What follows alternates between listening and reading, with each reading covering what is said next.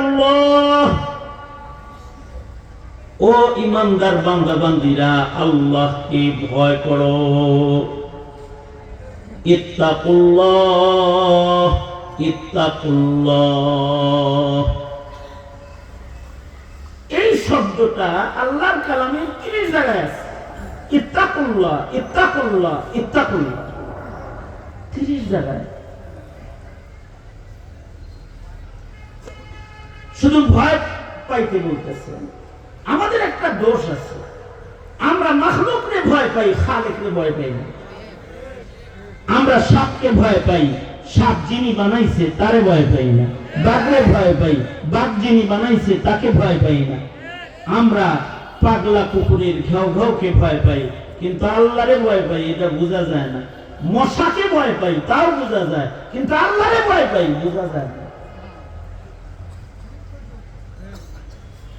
অন্ধকারের ভেতরে যদি পেছনে কোনো পাতা ডালপালা পয়লা আওয়াজ হয়, তা ভয় পায়, এটা বোঝা যায়। সিটটা মিটটা উঠে বুকের ভিতরে থুথু মারে, কতক্ষণ ভয় পাইছে, বোঝা যায়। কিন্তু সে যে আল্লাহকে ভয় পায়, বোঝা যায় না।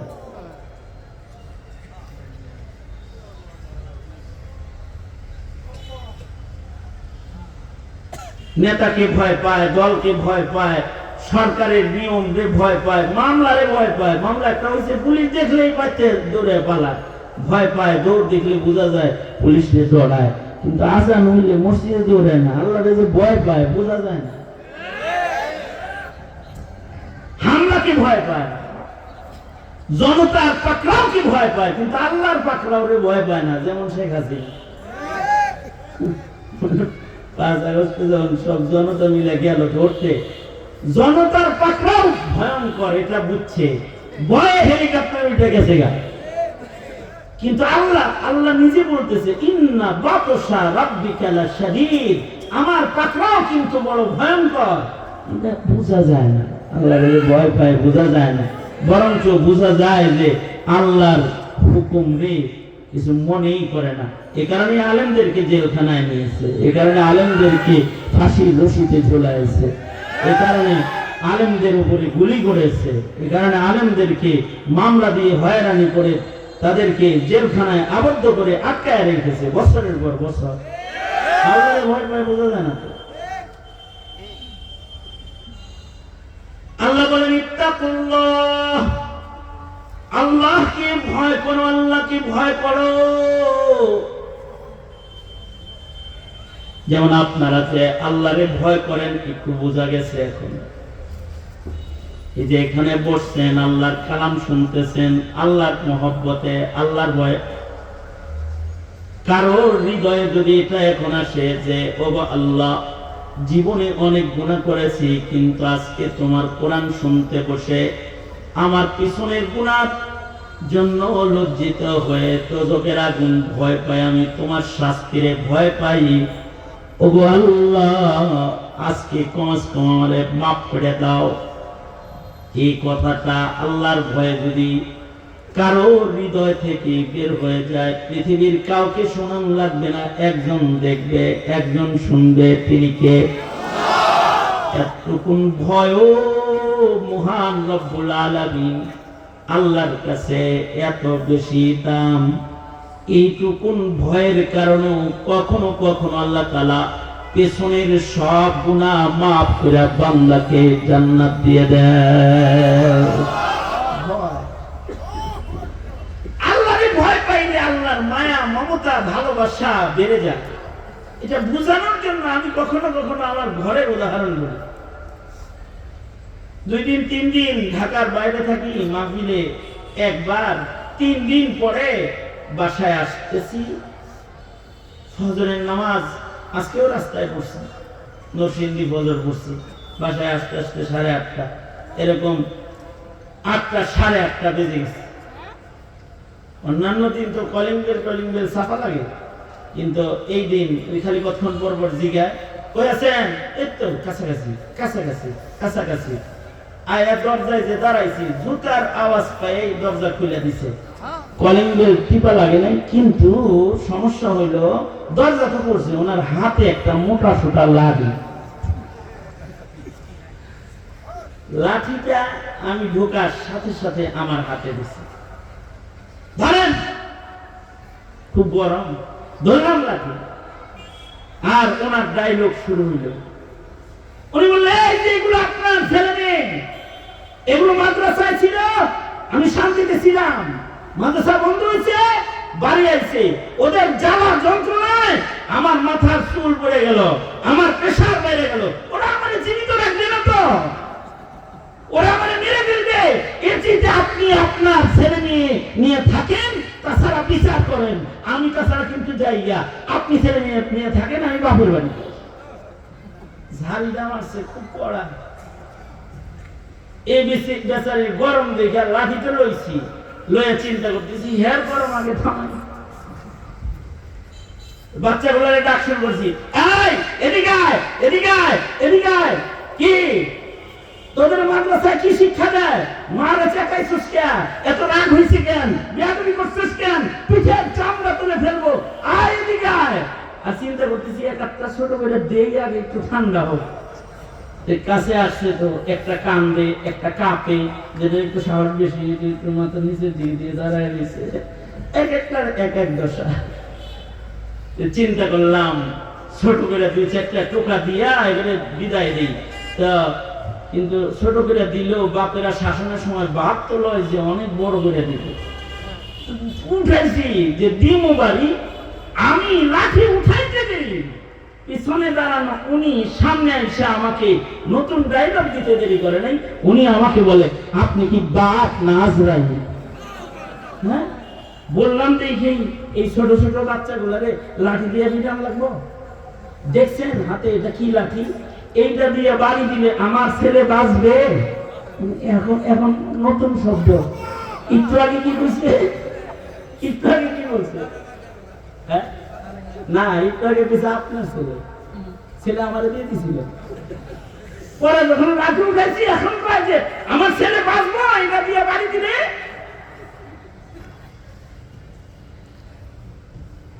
মাথা সবসময় গরমই থাকে না, একটু ধমক দিলেই তো হয়। এই তোরা কি আর কখনো মারে অমান্য করবি না? না না, আর বেয়াদবি করবি না? না না, যা যা যা যা, চলে যা, উঠতে পারে, সেফ জোনে পাঠায় দিচ্ছে। বিষয়টা হলো সন্তানের মহব্বত মার হৃদয়ে থাকার কারণে সন্তানের চোখের পানি, সন্তানের চেহারার অনুশোচনার দাগ, অথবা সন্তানের বিনয় যেমন মাকে আকর্ষণ করে ফেলেছে। একটু আগে যে মা শাসন করতে চেয়েছে, সে মা যেমন দয়ালু হয়ে ক্ষমা করে দিয়েছে। মা তার সন্তানকে যতটুকু মহব্বত করে, তার চেয়ে কোটি কোটি গুণ বেশি মোহাব্বত করে এক একটা বান্দারে তার মালিক আল্লাহ। এই বান্দার চোখে যদি এক ফোঁটা পানি পাওয়া যায়, আইনুন বাকাত মিন খাশিয়াতিল্লাহ, আল্লাহর ভয়ে যদি বান্দা কান্না দেয়, আর যদি বলে ওগো গফফার মালিক, জীবনের অনেক গুনাহ রয়েছে, আমার তুমি গফফার, মেহেরবানি করে আমার গুনাহ মাফ করে দাও, তার মুখে যদি উচ্চারিত হয় আস্তাগফিরুল্লাহ, ওগো আল্লাহ আমি তোমার আশ্রয় চাই, আমার সব গুনাহ থেকে তোমার কাছে আমি মাপ চাই। মহান রব্বুল আলামিন বান্দার হৃদয়ে সামান্যতম খোদা ভীতিও যদি দেখতে পায়, আল্লাহ রব্বুল আলামিন ডেকে ডেকে বলতে থাকে, লা তাকনাতু মির রাহমাতিল্লাহ, তোমরা আমার রহমত থেকে নিরাশ হয়ো না, যাও লজ্জা যেহেতু পেয়েছো, ইস্তিগফার যেহেতু পড়েছো, চোখের পানি যেহেতু তোমার গড়ায় পড়েছে, আমি তোমার জিন্দেগীর সব গুনাহ এক মুহূর্তের মধ্যে ক্ষমা করে দিলাম। এটা হলো তাকওয়ার মূল্য মহান রব্বুল আলামিনের কাছে। এ কারণে ৩০ জায়গায় বলেছে ইত্তাকুল্লাহ ইত্তাকুল্লাহ ইত্তাকুল্লাহ, আল্লাহকে ভয় করো। তুমি তোমার চোখের পানি দিয়ে বুঝাও আল্লাহকে ভয় পাও, তোমার মসজিদের সেজদা দিয়ে তুমি আল্লাহকে বুঝাও আল্লাহকে ভয় পাও, তোমার মাহফিলের বিনয়ের অবতার সেজে থাকা হাজিরা দিয়ে বুঝাও তুমি আল্লাহকে ভয় পাও, তুমি রমজানের রোজা দিয়ে বুঝাও আল্লাহকে ভয় পাও, তোমার জীবনের সততা ন্যায় নিষ্ঠা, তোমার গুনাহমুক্ত জীবন, তুমি কদমে কদমে রবকে বুঝাও ওগো আল্লাহ আমি আপনাকে ভয় পাই। এই ভয়ের বহির প্রকাশ যার জীবনে যত বেশি, আল্লাহর কাছে তার সম্মান তত বেশি।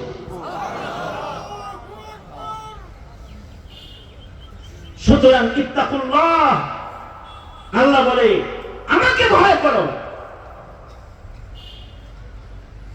কিছুদিন আগে ভূমিকম্প হয়েছিল একটা,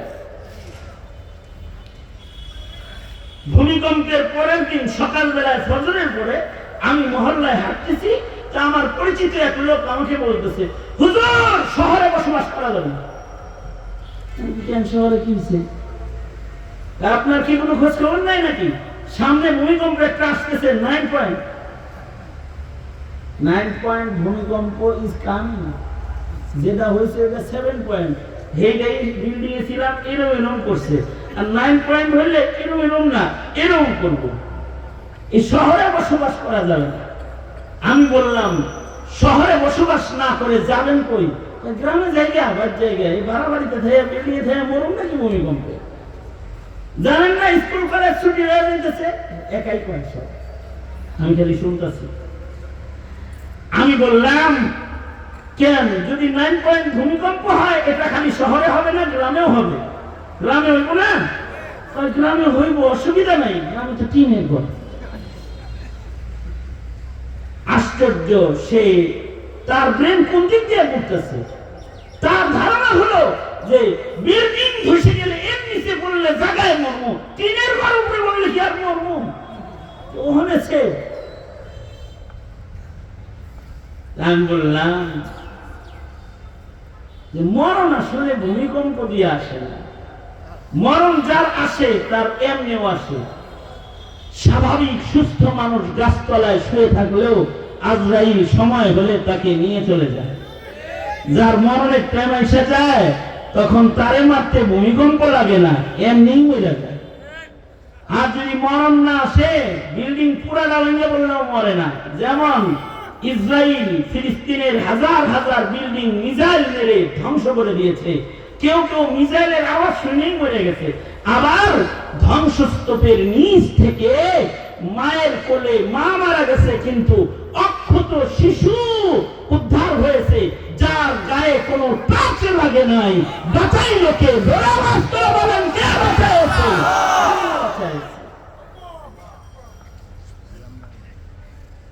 ভূমিকম্প থেকে পালাইবেন, গ্রামে যাইবেন, আসলে তো মরণ থেকে পালাইবে চাইতেছেন আপনি। আমি তাকে বললাম ভাইজান, মরণ থেকে পালানোর কোন রাস্তা নাই। মরণ থেকে যতই পালাও মরণ তোমার লইবে ঘিরি, যদিও সুদূর আকাশ পানে পালাও সেথায় লাগাই সিঁড়ি। আইনামা তাকুনু ইউদরিকুমুল মাউত। তুমি পালায়ন করে যেখানেই যাবে মরণ তোমার সাথে সাথে সেখানে যাবে। আমি বললাম ভাইজান, ভূমিকম্প যিনি দিয়েছেন তিনি হলেন আপনার আমার মালিক আল্লাহ। তিনি ভূমিকম্পটা 7 তলা বিল্ডিং থেকে আপনাকে টিনের ঘরে নামানোর জন্য চাকরিটা দেয় নাই। যহারাল ফাসাদু ফিল বাররি ওয়াল বাহরি বিমা কাসাবাত আইদিন নাস। এরকম ফাসাদ গুলো বান্দার গুনার কারণে হয়। অর্থাৎ মহান রব্বুল আলামিন চায় বান্দায় যে ঝাঁকুনি দিলাম আর একটা ঝাঁকুনি কিন্তু আছে, যেদিন ঝাঁকুনি দিলে জলজালা হবে। ইদা জুলজিলাতিল আরদু জিলজালাহা ওয়া আখরাজাতিল আরদু আসকালাহা। বড় ভূমিকম্প যেটা আমি দিব, ওই দিন কিন্তু পালাইবার পথ পাইবা না। আমাদের ছোট ঝাঁকি থেকে তোমরা আমাকে চিনো। ঝাঁকি দিয়া রব্বে কারীম বিল্ডিং থেকে বান্দাকে নিচে নামায় না, বরঞ্চ ঝাঁকি দিয়া আল্লাহ পাক বলে, বান্দারে ইত্তাকুল্লাহ, তুমি তোমার আল্লাহকে ভয় করো আর গুনার বাজার থেকে বের হয়ে ইবাদতের বাগানে প্রবেশ করো। মসজিদে প্রবেশ করো, টিভির ঘর ছাড়ো, সিনেমার আসর ছাড়ো, কোরআনের তিলাওয়াত ধরো, তোমার জিন্দেগীর পাপের আসরগুলো বর্জন করে ইবাদতের পরিবেশগুলোকে গ্রহণ করবে। শহর চাইনা কই যাইবেন? গুনার চাইনা ইবাদতে ঢুকেন। নিরাপত্তা দাতা কে? জোরে আওয়াজ করে বলে। ভয় করতে হবে সেই আল্লাহকে। কারোর ভেতরে যদি ন্যূনতম খোদার ভয় আল্লাহ পাক দেখেন, তো ইমানদারের ন্যূনতম খোদা ভীতির কারণেও আল্লাহ পাক বান্দারে মাফ করে থাকেন। বুখারী শরীফেও আছে ওয়াকিআতু বনি ইসরাঈল, নবীজি বনি ইসরাঈলের ঘটনা বর্ণনা করেছেন, বুখারী শরীফেও আছে। এক লোক ছিল সারা জিন্দেগি কাফন চুরি করছে। কাফন চোর, কাফন চুরি করা যারা মনে করেন জনতারটা চুরি করছে, জীবিত মানুষেরটা চুরি করছে, আর কাফন চোর তো মরা মানুষের গায়ের কাপড় চুরি করছে। চোর চোরটা যদি দেশের বাইরে এখন আছে রাজার হালতে, এই চোর গুলার চাইতে কাফন চোর অনেক বেশি নিকৃষ্ট, কারণ মাইয়িতের গায়ের কাফন চুরি করে নিয়ে গেছে। এইরকম নিকৃষ্ট কাফন চোর একটা। তবে এই কাফন চোর বুখারীতে আছে, এই কাফন চোরা মৃত্যুর আগে তার সন্তানদেরকে বলতেছে, এই আমার সন্তানেরা, আমি মরে গেলে তোরা কিন্তু আমার কবরে নামাইস না, কারণ আল্লাহর প্রশ্নের উত্তর দেওয়ার মতো ক্ষমতা আমার নাই, আমি এক পাপিষ্ঠ। কি করবি? আমি মরে গেলে আমার লাশটাকে তোরা আগুন দিয়ে পুড়াইয়া ছাই বানাইয়া দিবি। আমি যখন পুড়ে ছাই হয়ে যাব, আগুনে পুরা ছাইটাকে দুই ভাগ করবি, এক ভাগ ছাই বাতাসে উড়াইয়া দিবি, আমি বাতাসের মধ্যে জাররা জাররা হয়ে হারায় দেব। আর এক ভাগ ছাই পানিতে ভাসায়া দিবি, রেজা রেজা হয়ে পানির ভেতরে আমি লুকায় যাব। আদালতে কিবরিয়াতে দাঁড়াইবার মতো সাহস হিম্মত আমার নাই। হাকিমুল উম্মত থানভী রাহমাতুল্লাহ আলাইহি বলেন, লোকটা জাহিলুত তাকদীর, লোকটার বুঝ কম, শিক্ষা দীক্ষা কম, তকদীর সম্পর্কে জানে কম। আজব, তার সন্তানগুলাও জাহিল তকদীর, সন্তানগুলাও অশিক্ষিত। বাবা মইরা যাওয়ার পরে সন্তানরা সত্য সত্যই বাবার লাশ আগুন দিয়ে পুড়াইছে, পুরায় ছাই বানায়, ছাইগুলাকে দুই ভাগ করে অর্ধেক বাতাসে অর্ধেক পানিতে ছেড়ে দিয়েছে। এবারে এই লোকটা বাতাসে পানিতে জাররা জাররা করে হারায়া গেছে।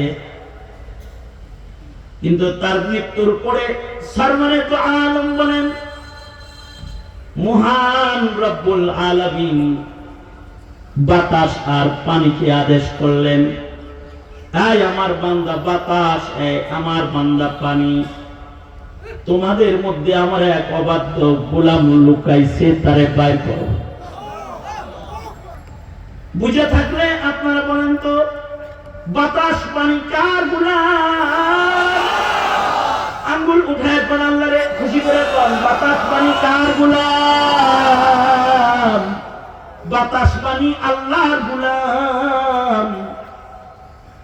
আল্লাহ যখন বলছে বাইর করো, বাদশার নির্দেশ, বাদশার নির্দেশ এসে গেছে।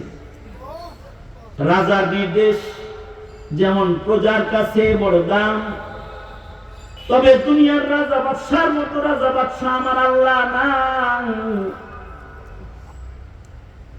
আল্লাহ তাআলার কাছ থেকে কেউ পালাইতে পারে, দুনিয়ার সরকারের কাছ থেকে পালায় থাকতে পারে, কিন্তু আল্লাহর কাছ থেকে পালায় থাকা সম্ভব না। ডক্টর ইউনূস সাহেব এখন আনতে পারতেছে না, এখন হাসিনা সাহেব পালায় রয়েছে, কই আছে জানে না।